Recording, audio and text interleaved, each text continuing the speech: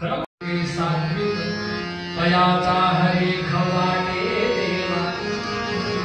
गीता भागवत करीती श्रवण अखंड चिंतन तुका म्हणे मज घडो ज्यांची सेवा तरी माझ्या दैवा पर नाही आपुया हिरा जो असे जागता धन्य माता पिता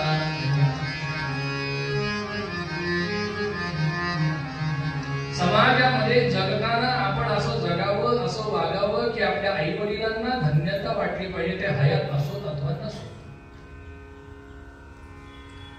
सुशीलो मातृपुण्येन पितृपुण्येन चतुरता दातृत्व वंशपुण्येन आत्मपुण्येन सौभाग्यता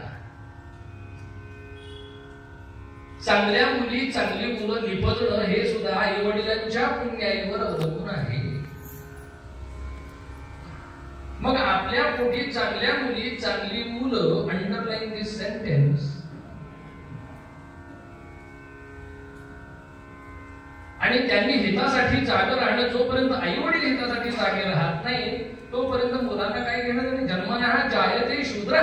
संस्कारात द्विज उच्चते जन्मानं प्रत्येक मनुष्य शूद्र म्हणजे अज्ञानी असतो संस्कारानं तो द्विज म्हणजे ज्ञानी होतो श्रेष्ठ होतो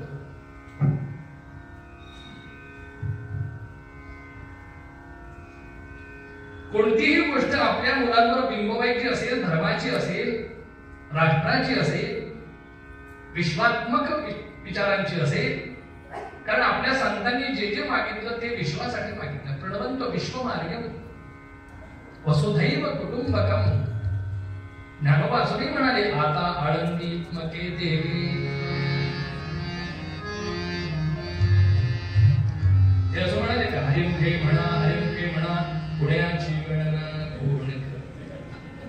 पुणे एवढं वाढले एवढं सोपं आहे एवढं सोपं नाही आम्ही स्वतःला भाग्यवान समजतो की आम्ही कीर्तनकार धरून भगवंताला एक प्रार्थना केली की तुझं कीर्तन करता करता हा देह सांगला आता लगेच सांगणार नाही जय जय बरोबर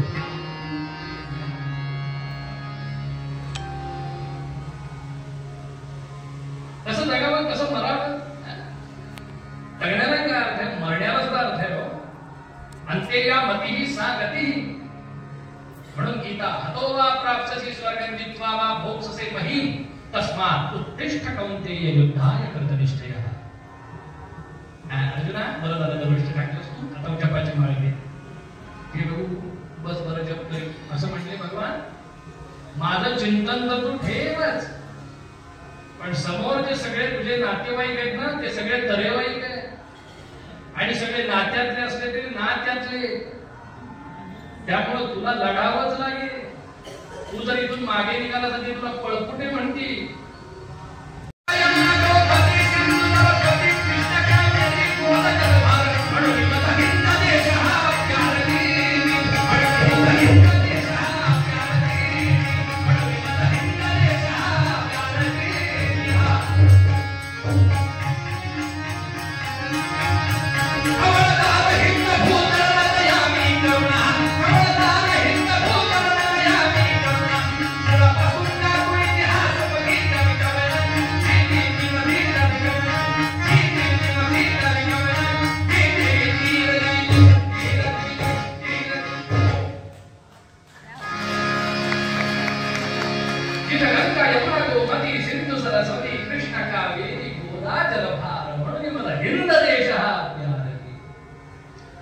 काळजी करायचं कारण नाही पण हिंदूंनी सावध होण्याची अत्यंत गरज आहे